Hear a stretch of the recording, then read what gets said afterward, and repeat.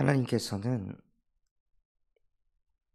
당신께서 생각하신 것은 되어지고 당신께서 경영하는 것을 반드시 이루시는 하나님이라 말씀하셨습니다. 그래서 하나님께서 하시는 것은 반드시 이루어지실 것이기에 하나님의 계획은 절대 계획입니다. 그 절대 계획 속에 사람이 있을 때 그 절대 계획을 내가 누릴 때 사람은 평안합니다. 우리 마음속에 이 불안함과 두려움이 찾아오는 이유가 무엇입니까? 우리가 미래를 정확하게 알고 있다면 내 미래가 어떻게 될지 확실하게 알고 있다면 불안과 두려움이 사라질 것입니다. 그런데 한 치 앞도 보이지 않고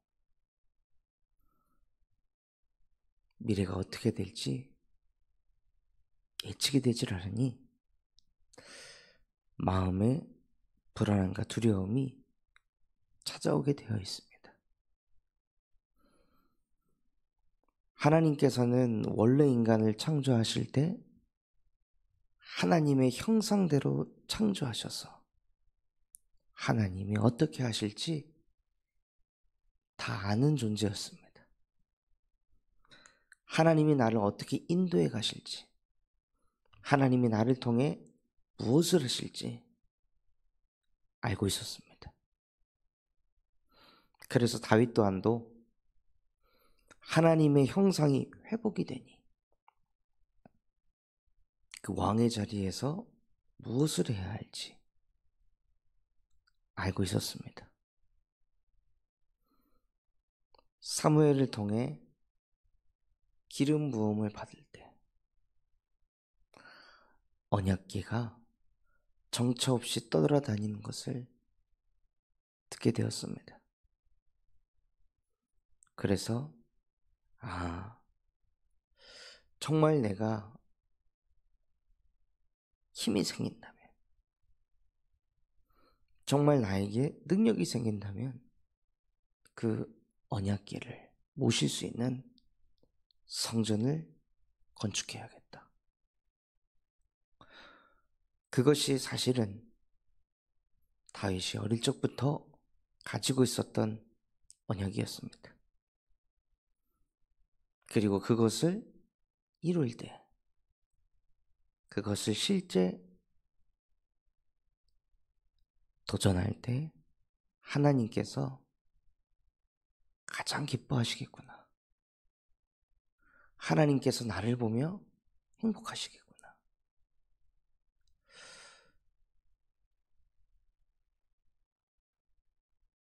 아니, 그 10대 때 붙잡았던 언약을 30이 넘어서 그 언약을 그대로 붙잡고 그것을 이루기 위해 생각을 하고 고민을 하는 내 모습을 하나님께서 보셨을 때 얼마나 흐뭇하실까? 얼마나 행복하실까?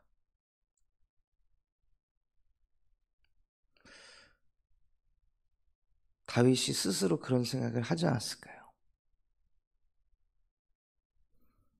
그냥 우리가 순간 은혜 받아서 내가 앞으로 하나님을 위해 이렇게 하겠습니다. 내가 하나님을 위해 앞으로 이렇게 전도하겠습니다. 교회를 위해 이렇게 헌신하겠습니다. 이렇게 헌금하겠습니다. 이렇게 기도하겠습니다. 하고 그냥 잠깐 은혜 받아서 순간의 감정으로, 순간의 기분으로 확 뜨거웠다가 확 꺼졌다가 또 은혜 받으면 확 뜨거웠다가 또 확 꺼졌다가. 그것을 반복하면서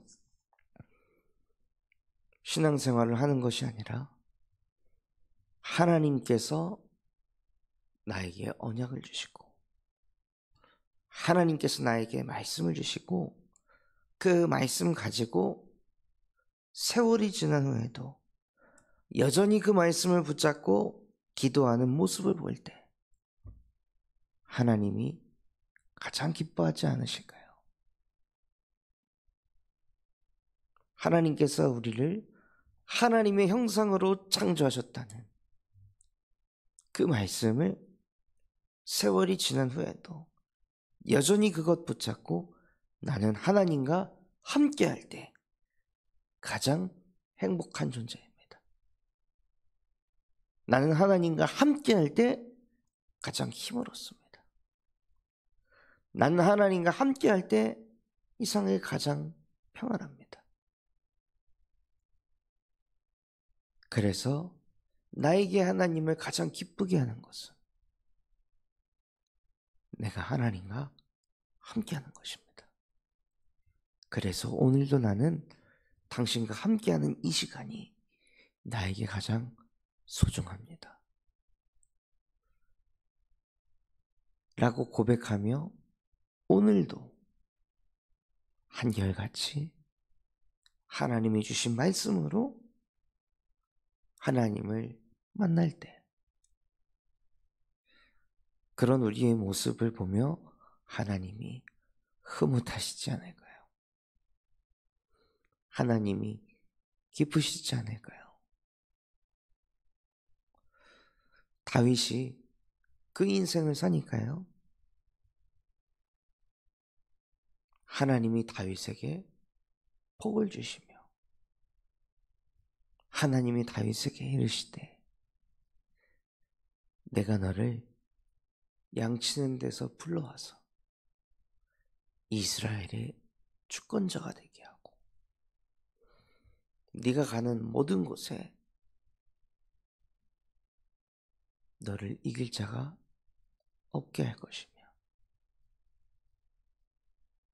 네 대에 왕조를 만들어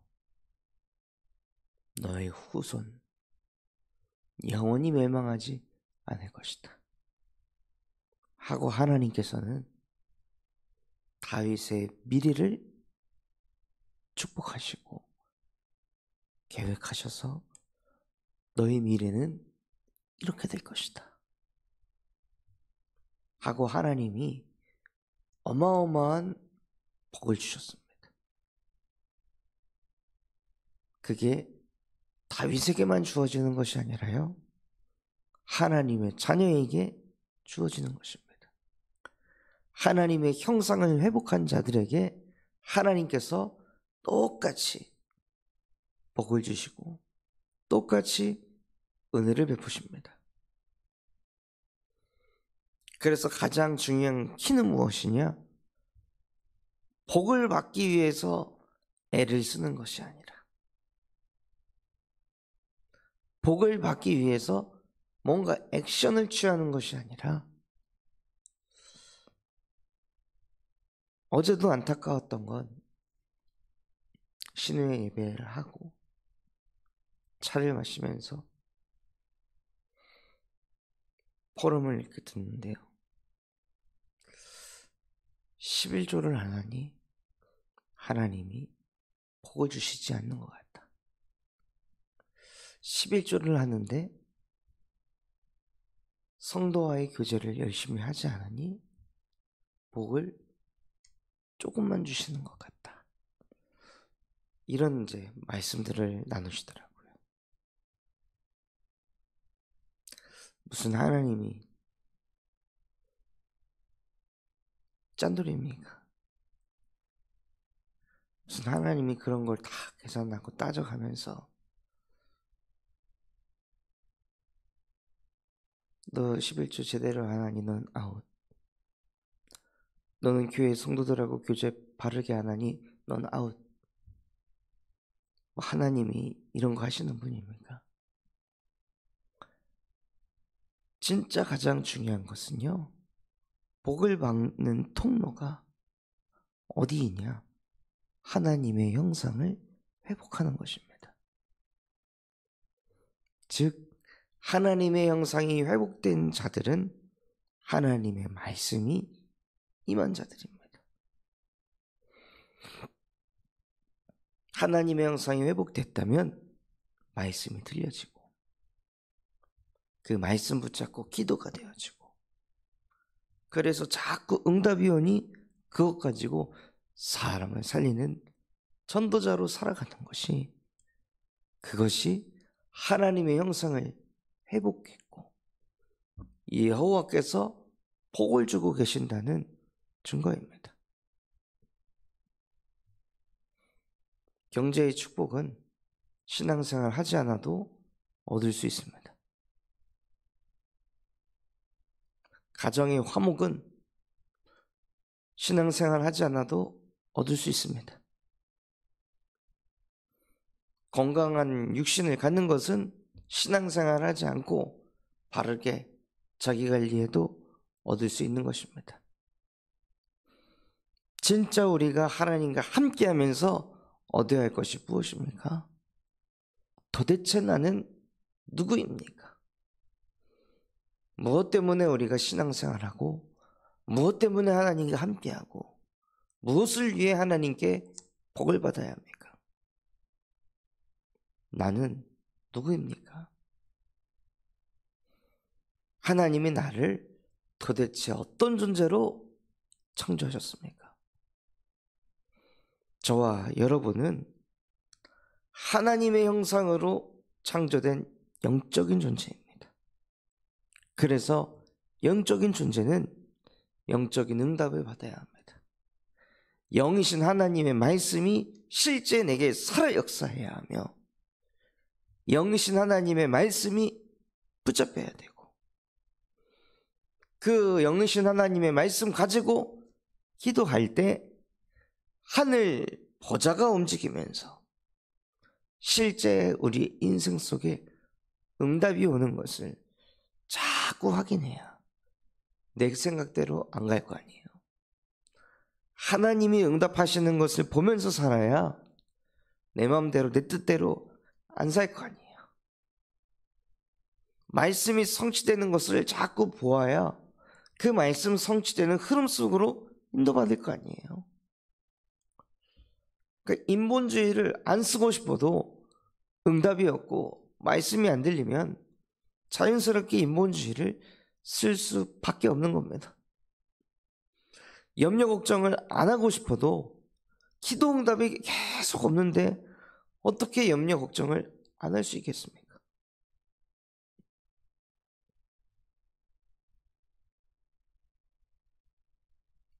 나를 통해 사람이 살아나질 않는데 어떻게 사람을 정죄하지 않고 판단하지 않을 수 있겠습니까? 그래서 말씀이 안 들리고 기도가 안 되고 전도가 안 되는 그것이 하나님의 형상을 가진 자들에게는 그것이 저주요, 재앙이요, 지옥 배경 속에서 살아가고 있는 것입니다. 그런 나를 마주하게 되었을 때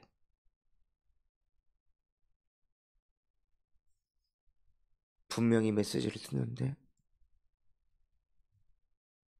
은혜 받은 것 같지만 남는 게 하나도 없고 변화도 없고 응답도 없는 이 삶, 이 종교 생활 언제까지 해야 되겠습니까? 언제까지 종교인으로 살면서 경건의 모습은 있으나 경건의 능력이 없는 채로 언제까지 살아야 되겠습니까? 안 살고 싶어도 그렇게 영원히 살 수밖에 없습니다. 말씀 안 들리고 기도가 안 되고 전도가 안 되는 게 이게 잘못됐다는 것 다 알 것입니다. 그런데 이걸 알아도 우리가 할 수 있는 게 없습니다. 이거 알아도 영적인 것은 우리가 어찌할 수가 없습니다.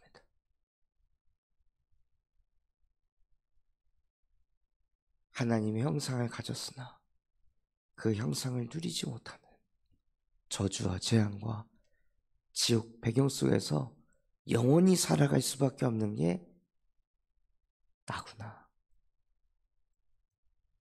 이 속에서 나는 절대 빠져나올 수 없는 불가능한 존재구나. 아무리 발버둥을 쳐도 안 되는 게 나구나.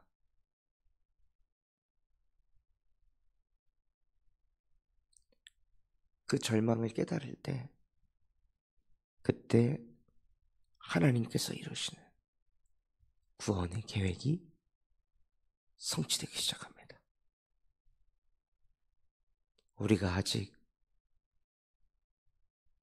연약할 때, 우리가 아직 경건하지 않을 때, 우리가 아직 죄인이 되어 있을 때 그리스도께서 십자가에 못 박혀 죽으심으로 하나님께서 우리에 대한 자기의 사랑을 확증하셨느니라.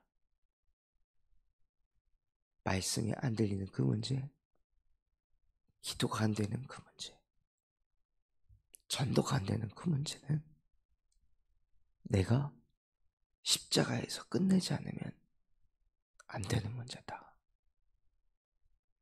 너희가 해결할 수 없기 때문에, 너희가 아무리 자책하고 회개해도 절대로 하나님의 형상을 회복할 수 없기 때문에 그럴 수밖에 없는 그 원죄의 문제,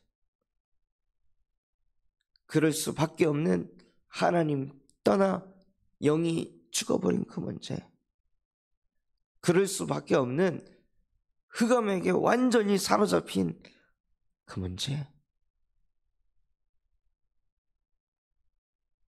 그래서 하나님 떠나 내가 하나님이라고, 내 생각이 맞다고, 내가 옳다고, 그래서 하나님의 말씀에 자꾸 토달고 아멘이 안 될 수밖에 없는 그 영적 상태는 내가 십자가에 못 박아 죽지 않으면 안 되는 문제, 사흘 만에 부활하지 않으면 안 되는 그 문제. 그 문제가 바로 영적인 문제다. 그 문제가 바로 인간이 가진 근본이 망가진 근본의 문제다. 그거 내가 해결할게. 그러니 너 자신을 그만 괴롭혀라. 그러니 너 자신을 그만 자학하고 내가 나를 어찌할 수 없다는 것을 인정해라. 내가 나를 어찌할 수 없다는 죄인이라는 걸 깨달아라. 그 문제는 오직 나 예수 그리스도만 십자가에서 끝낼 수 있는 문제다. 그리고 2000년 전에 그 문제를 십자가에서 끝났다. 그런 나를 믿어라. 그런 내가 지금 너와 함께한다.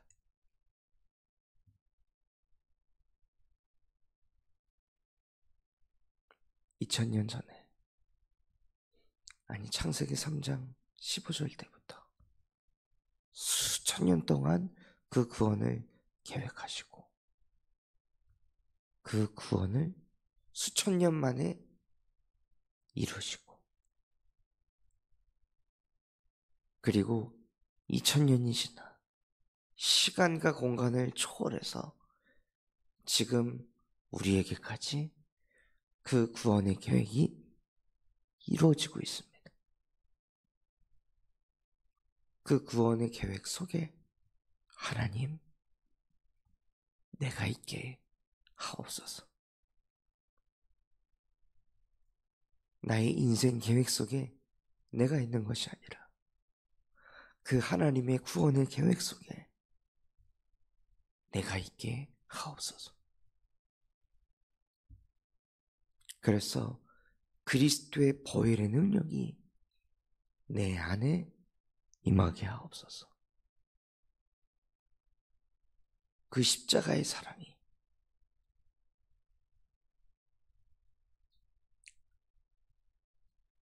말할 수 없는 탄식으로 수천 년을 계획하시고 기다리셔서 지금 나에게까지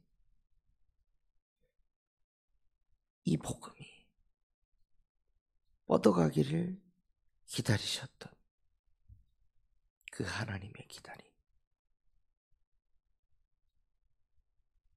그 하나님의 마음, 그 하나님의 가슴이 오늘 내게 담겨지는 그날이 되게 하옵소서.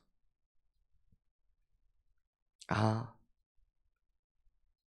이제 시달림이 끝났다. 이것보다 하나님이 정말 나의 아버지라면, 우리가 정말 예수 그리스도를 영접한 하나님의 자녀라면 오늘 하루만큼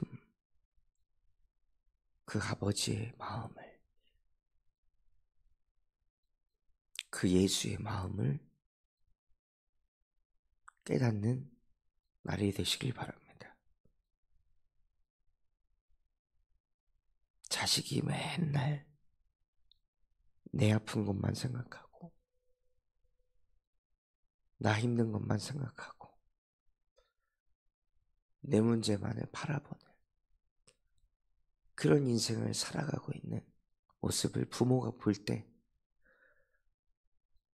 얼마나 개탄스럽겠습니까?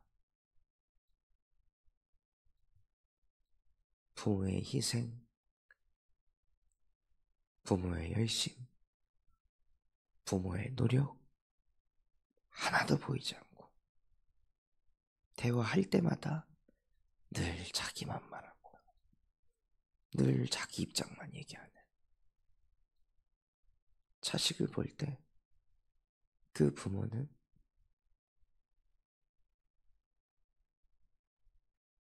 얼마나 마음이 아프겠습니까? 정말 우리가 하나님의 자녀가 맞다면, 정말 우리가 하나님이 나의 아버지시라면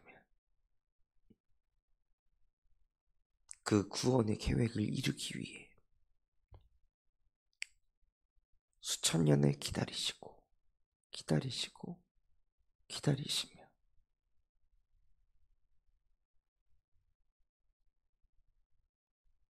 나를 찾아오신 그 하나님, 그 예수 그리스도, 그 보혜사 성령을 묵상해 보시기 바랍니다. 그래서 그 아버지의 마음을 조금 알기만 해도 어마어마한 은혜가 몰려올 것입니다. 그게 하나님과 통하는 영적 상태입니다. 그저 내 문제를 풀기 위해 일방적으로 말씀을 붙잡는 것이 아니에요. 하나님과 나와 예수, 나와 보혜사, 그 1대1의 관계 속에서 오는 그 마음과 가슴을 가지고 예배할 때 하나님의 말씀이 다르게 들리실 겁니다. 그리고 기도가 이상하게 더욱더 친근해지고 그 하나님의 마음을 알게 되었을 때 말로 표현할 수 없는 이 감격이 내게 몰려온 것처럼 이것을 전해주고 싶다. 그게 전도의 시작입니다. 그래서 우리 인생이 진짜 하나님의 형상이 회복되어질 수 있도록 오늘 나에게 구원의 계획이 임하게 하옵소서. 오늘 나의 인생이 그 계획 속에 있게 하여 주시옵소서. 그래서 하나님이 나를 경영하셔서 그 절대의 계획이 반드시 이루어지는 것을 보는 증인 되게 하옵소서. 그 축복 누리시기를 예수 그리스도 이름으로 축원합니다.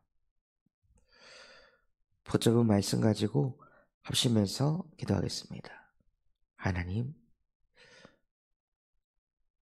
정말로 구원의 계획이 실제 내 것이 되어질 수 있도록